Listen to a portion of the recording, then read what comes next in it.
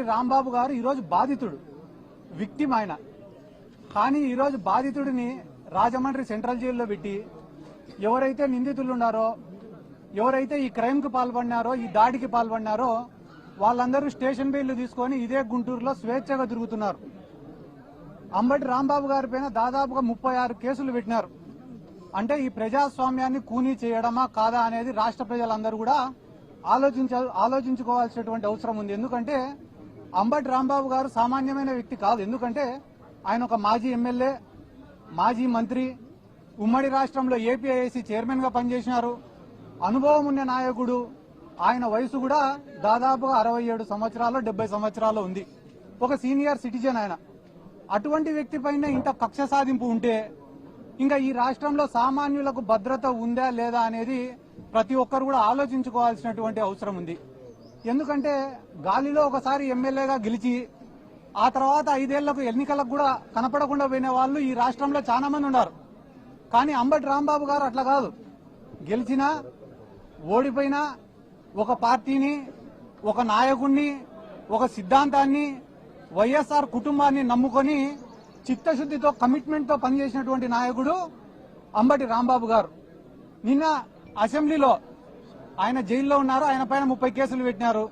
అయినా కూడా కడుపు మంట సాలలే వీళ్ళకందరికీ. నిన్న తెలుగుదేశం పార్టీ వాళ్ళు ఫీజు రియంబర్స్మెంట్ బకాయిలు ఏమైనారా అంటే సమాధానం లేదు. ఆరోగ్యశ్రీ సేవలు ఎందుకు ఆపేసినారా అంటే సమాధానం లేదు. 99 రూపాయలకే ప్రభుత్వ భూములన్నీ కూడా ఎందుకు ఇచ్చేస్తున్నారంటే సమాధానం లేదు. హోమ్ మినిస్టర్ ఏం మాట్లాడుతుంది వీటికి సమాధానం అడిగితే తెలుసా? అంబటి రాంబాబు గారు ఇట్ అన్నారంట.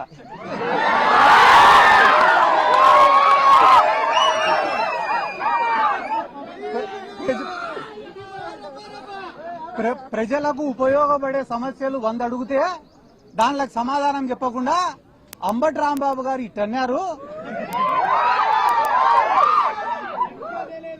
అది దేనికి సంకేతం ఇస్తున్నాడు అంబటి రాంబాబు గారు అని అంటున్నారు. చెయ్యి అయినది, గడ్డం అయినది.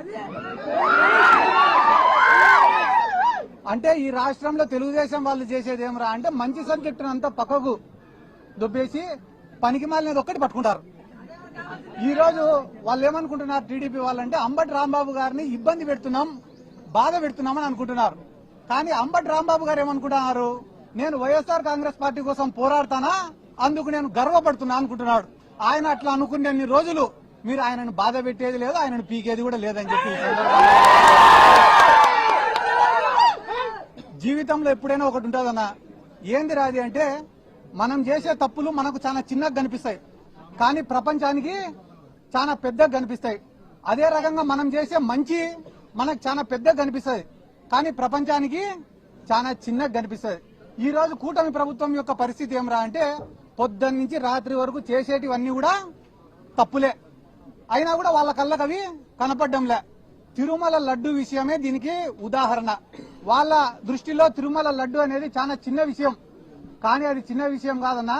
పోయి వీళ్ళు వెంకటేశ్వర స్వామితో పెట్టుకున్నారు, నామరూపాలు లేకుండా పోతారు అతి త్వరలో అని కూడా ఈ సందర్భంగా నేను తెలియజేస్తున్నా. మనసుతో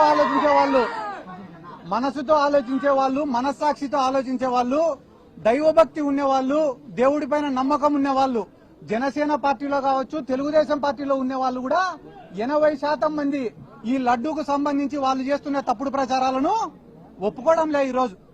కాబట్టి అంబటి రాంబాబు గారిని ఏదో జైలుకు పంపించినంత మాత్రాన ఈ పోరాటం ఆగిపోతుంది, ఇంకా ఎవరు మాట్లాడరు అని అనుకోవడం వాళ్ళ అవివేకం. ఎందుకంటే అంబటి రాంబాబు గారికి జైలుకు పంపించిన రోజు నుంచి ఈ రోజు వరకు వైఎస్ఆర్ కాంగ్రెస్ పార్టీ మాట్లాడడం పక్కన పెట్టండి, మా మౌనిక గారే అద్భుతంగా మాట్లాడుతున్నారు, అనర్గళంగా మాట్లాడుతున్నారు, ధైర్యంగా మాట్లాడుతున్నారు. జరిగిన దాడి గురించి, జరిగిన అన్యాయం గురించి రాష్ట్ర ప్రజలకు స్పష్టంగా వివరించినారు మౌనిక గారు. నిజంగానే మీకు కూడా మా ప్రత్యేక అభినందనలు కూడా తెలియజేస్తున్నాక. ఎందుకంటే కన్నా మీరు యాక్టివ్ పాలిటిక్స్ లో లేకపోయినా కూడా ప్రజలకు అంత అర్థమయ్యే విధంగా చెప్పడం నిజంగానే చాలా సంతోషం. ఎందుకంటే 10 మంది ఆలోచింపజేసే విధంగా మీరు మాట్లాడినారు. మీరు మాట్లాడిన ఒక గొప్ప మాట ఏమరా అంటే రాళ్లు రువ్వుతున్నా, కత్తులు దూస్తున్నా, గోడల్లో నుంచి గుణపాలు దింపుతున్నా కూడా అంబటి రాంబాబు గారు భయపడలేదంటే ఆయనకు వ్యవస్థలపైన ఉండేటటువంటి నమ్మకం అని ఒక గొప్ప మాట మాట్లాడడం నిజంగానే మా అందరికీ చాలా సంతోషించదగిన విషయం అని చెప్పి సందర్భంగా తెలియజేసుకుంటూ, కానీ ఒక్క బాధ ఏమరా అంటే మీరు ఒక తప్పు కూడా మాట్లాడినారు. ఏం మాట్లాడినారు? ఆ తప్పు అంటే పవన్ కళ్యాణ్ ఇప్పటి వరకు స్పందించలే అని చెప్పి మాట్లాడినారు మీరు. జనసేన కార్యకర్తలను టీడీపీ వాళ్ళు ఎంటబడి కుక్కల్ని కొట్టినట్టు కొడితే కూడా ఆయన స్పందించలేక,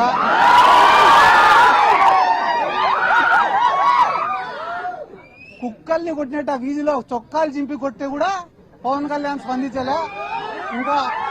ఇంకా అంబటి రాంబాబు గారి పైన మన పైన దాడి జరిగితే ఆయన స్పందిస్తాడని అనుకోవడం కూడా మన తప్పైతుందని చెప్పి ఈ సందర్భంగా నేను తెలియజేసుకుంటూ, రాష్ట్ర వ్యాప్తంగా మీరు ఏడని నేనేం అబద్దం చెప్పడం లేదు. జనసేన వాళ్లకు నామినేటెడ్ పోస్టులలో అన్యాయం, కాంట్రాక్ట్ వర్కుల్లో జరిగే దాంట్లో అన్యాయం, జనసేన వాళ్లకు మర్యాద ఇచ్చే విషయంలో అన్యాయం,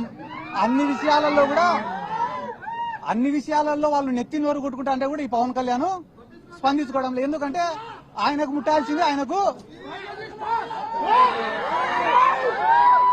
ఎందుకంటే ఆయనకు ముట్టాల్సింది ప్రతి నెల ముడతనే ఉంది కాబట్టి ఆయన ఏం స్పందించడంలే. కానీ మీకు అందరికీ అర్థమయ్యేలాగా చెప్పాలంటే ఒక విషయం చెప్తా, గుర్తుపెట్టుకోండి. చంద్రబాబు నాయుడు గారు ఈడ పవన్ కళ్యాణ్, లోకేష్ ఇద్దరు కూర్చొని ఉంటే 3 వస్తువులు ఇచ్చినాడంట పంచుకోమని చెప్పి. ఒక దుప్పటి ఇచ్చినాడంట, ఒక చెట్టు ఇచ్చినాడంట, 3వది ఒక ఆవుని ఇచ్చినాడంట. మీరిద్దరు పంచుకోండిరా ఆస్తులు అని చెప్పినాడంట. చెప్తేనే లోకేష్ ఏమన్నాడంట, అన్నా 2 నిమిషాలు అయిపోయినాక నీ ఇష్టం, 2 నిమిషాలు. లోకేష్ చెప్పినాడంట పవన్ కళ్యాణ్కి, అన్నా నీకు పంపకాలు సరిగ్గా రావు, నేను పంచుతా, న్యాయంగా పంచుతా ఇద్దరికి అని అంట. అన్న తర్వాత మొట్టమొదట దుప్పటి తీసుకున్నారంట. దుప్పటి తీసుకుంటే నారా లోకేష్ ఏం చెప్పాడంట, అన్నా న్యాయంగా పంచుకుందామన్నా ఈ దుప్పటి, దీన్ని పొద్దునంతా నువ్వు వాడుకో, రాత్రి అయితే నేను వాడుకుంటా అని అంట. ఆ న్యాయంగా పంచినావు తమ్ముడు అని చెప్పి దుప్పటి తీసుకున్నాడు పవన్ కళ్యాణ్. తీసుకున్న తర్వాత పొద్దున ఎండకు దాన్ని కప్పుకోలేకున్నాడంట, వేడి అయిపోతేనే సాయంత్రం అయితేనే లోకేష్కి ఇచ్చినాడు. పాపం లోకేష్ తెలివైనాడు కదా, చలికి బాగా కప్పుకొని పండుకున్నాడు. అంటే దుప్పటి లోకేష్కి ఉపయోగపడింది, చంద్రబాబుకు ఉపయోగపడలే. అయిపోయిన తర్వాత పవన్ కళ్యాణ్కి ఉపయోగపడలే. అయిపోయిన తర్వాత ఇద్దరు చెట్టుకాడికి పోయినారు. చెట్టుకాడికి పోతే మళ్ళా లోకేష్ వచ్చి, అన్న ఇది కూడా న్యాయంగా పంచుతానా, నేను అధర్మం పాటించాను అని చెప్పి, చెట్టు పై భాగం అంతా నేను తీసుకుంటా, కింది భాగం అంతా నువ్వు తీసుకోండి నాన్న అంట. అంటే చెట్టుకు నీళ్లు పోసేదంతా పవన్ కళ్యాణ్, వచ్చిన పండ్లు తినేదంతా లోకేష్. అయిపోయిన తర్వాత మళ్ళా 3వది ఆవు కాడికి పోయినారట. పోయి, అన్న ఇది కూడా నేను న్యాయంగా పంచుతానా, ఆవుకు ముందు భాగం అంతా నువ్వు తీసుకో, వెనక భాగం అంతా నేను తీసుకుంటా అని అంట. అంటే ఆవుకు రోజు నీళ్లు పోసేది, మేపేసేదంతా పవన్ కళ్యాణ్, వచ్చే పాలు పిండుకొని తినేది లోకేష్. ఈ రోజు జన సైనికుల పరిస్థితి ఏమరా అంటే, కూలీ చేసేది ఇల్లు, వచ్చిందంతా తినేది తెలుగు తమ్ముళ్ళు. కాబట్టి తెలుగుదేశం వాళ్ళకే, జనసేన వాళ్ళకే గతి లేనప్పుడు మన పైన దాడి పైన వీళ్ళు స్పందిస్తారు అనుకోవడం మన మూర్ఖత్వం. ఎందుకంటే చంద్రబాబు నాయుడు అనే వ్యక్తికి ఈ రాష్ట్రంలో ఎవడైనా ఏలెత్తి చూపించినా, ప్రశ్నించినా నచ్చదు. దాంట్లో భాగంగానే ఆ రోజు వంగవీటి మోహనరంగ గారు పోరాడుతున్నాడనే ఉద్దేశంతో, ఆయనను అంతమొందించాలనే ఉద్దేశంతో ఇదే తెలుగుదేశం పార్టీని కుట్ర చేసి ఆయన లేకుండా చేసినారు. అయిపోయిన తర్వాత కాపు సామాజిక వర్గం కోసం ముద్రగడ పద్మనాభం గారు అంత పెద్ద పోరాటం చేస్తే ఆయన కుటుంబ సభ్యులపైన దాడి చేసి అవమానించి ఆయన మనసును గాయపరిచేలా చేసింది కూడా ఇదే చంద్రబాబు నాయుడు గారి ప్రభుత్వమే. ఆ రోజు హైదరాబాద్ బషీర్బాగ్ లో విద్యుత్ ఛార్జీల పెరుగుదల పైన పేదవాళ్ళందరూ ఉద్యమానికి పోతే ఎట్లా ఉద్యమం చేస్తారని చెప్పి వాళ్ళపైన కాల్పులు చేసి చంపింది ఇదే చంద్రబాబు నాయుడు గారే. కాబట్టి ఈ రాష్ట్రంలో ఆయనకు ఎవరు కూడా ఎదురు తిరగకూడదు, ఎదురు మాట్లాడకూడదు. ఎవరైనా ఎదురు మాట్లాడితే ఎంత పెద్దవాళ్ళైనా లేదా పూర్తి మైనర్లైనా ఎవరిని కూడా వాళ్ళు ఇడిచిపెట్టారు, వాళ్ళపైన కక్ష సాధింపు చర్యలు చేస్తారు. అందరి జోలికి పోయినారన్నా ఏం బాధ లేదు, మేము తిరిగి వస్తాం, పోరాడతాం, జగన్ సార్ని ముఖ్యమంత్రిని చేసుకుంటాం. కానీ వాళ్ళని క్షమించండి ఎవరో తెలుసా, ఆ భగవంతుడు, ఆ వెంకటేశ్వర స్వామి వాళ్ళని క్షమించాడని చెప్పి ఈ సందర్భంగా నేను తెలియజేసుకుంటూ, ఇంకా వాళ్ళు చేసిన పాపాల గురించి చెప్తే గానీ ఆడ సింహాచలం దేవస్థానం కాడి నుంచి, ఆడ కాశీబుగ్గ కాడి నుంచి, తిరుమలలో జరిగిన తొక్కిసలాట కాడి నుంచి, నిన్న శ్రీశైలంలో జరిగిన లాఠీ చార్జ్ వరకు వాళ్ళ గురించి చెప్తే గానీ రాష్ట్ర ప్రజలే ఎంటబడి తంతారని చెప్పి ఈ సందర్భంగా నేను తెలియజేసుకుంటూ, ఇక్కడ ఉన్న లోకల్ ఎమ్మెల్యే గారు కూడా మా అక్కకు రాజకీయం కొత్త అయినా కూడా చాలా స్పష్టంగా, నిదానంగా, క్లారిటీగా, ఎటువంటి భయం లేకుండా, వణుకు లేకుండా, తొణుకు లేకుండా, బెనుకు లేకుండా మాట్లాడిందంటే దానికి కారణం వాళ్ళలో తప్పు లేదు, నిజాయితీ ఉంది కాబట్టి. అవతల పక్క ఉన్నామని నేను ఇప్పటి వరకు 1 రోజులు చూడబట్టి టెన్షన్ తప్పేం లేదు. అంటే అతి త్వరలో నాకెందుకో అంబటి రాంబాబు అన్న దగ్గరకు వస్తారు, 3 ఏళ్ళు అయిపోతేనే మాదేం తప్పు లేదు, ఏదో చంద్రబాబు నాయుడు చెప్తే చేసినామనో లోకేష్ చెప్తే చేసినాడు అని. ఆ రోజు మీ ఇష్టం, క్షమిస్తారో లేదో అది కూడా మీకు ఇష్టం అని చెప్పి నేను అదే చెప్పినా కదన్నా, సంవత్సరం నుంచి పెడతారు.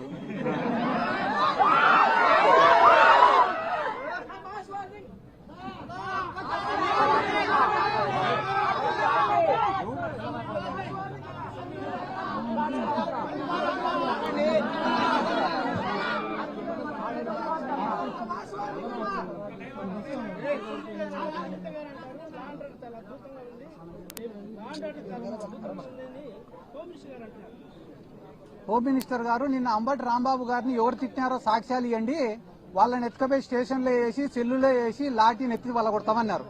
మళ్ళా ఆధారాలు మీ మీడియా వాళ్ళ కాడ ఉన్నాయా లేదా? అంబటి రాంబాబు గారిని తిట్టినట ఉన్నాయి కదా వీడియోలు, అవి ఆధారాలే కదా. మళ్ళీ ఆధారాలు లేవంటున్నారు. అదే రకంగా ఈరోజు రాష్ట్రంలో లా అండ్ ఆర్డర్ లేదు, వాళ్ళు ఏమంటారు? ఆటోమేటిక్ గా ఉంది అంటారు. కాబట్టి వాళ్ళు ఎస్ అంటే మీరు ఎస్ అనాలా, నో అంటే లేకుంటే నీ పైన నా పైన కేసు.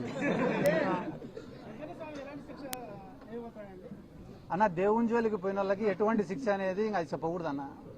ఎందుకంటే కానీ దేనితోన్నా రాజకీయం చేయొచ్చు, కానీ దేవుడితో కానీ భక్తుల మనోభావాలతో కానీ చేయకూడదు. ఈ రోజు ఒక వెంకటేశ్వర స్వామి అంటే ఆంధ్ర రాష్ట్ర ప్రజలకో చిత్తూరు జిల్లా ప్రజలకో మాత్రమే సొంతమైనటువంటి స్వామి కాదు కదా.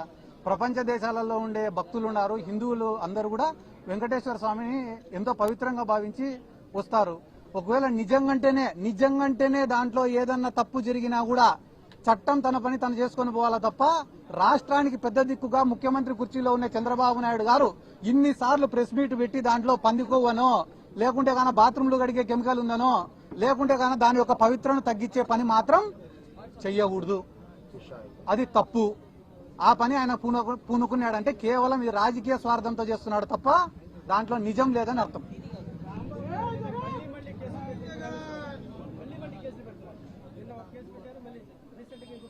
అదే నేను మీకేం చెప్పినా, కేసులు పెట్టడం వల్ల అయ్యో నా పైన కేసులు పెడుతున్నారే అని ఆయన బాధపడితే మనం భయపడాలా. ఆయన కేసులు పెట్టే కొద్దీ నేను వైసీపీ కోసం పోరాడుతున్నా, నాకు ఇంతకన్నా గర్వం ఏముంది అనుకుంటున్నాడు. అంత వైసీపీ పైన అంత పిచ్చి అభిమానంతోనే వాళ్ళ పైన ఎన్ని కేసులు పెడితే ఏమవుతుంది?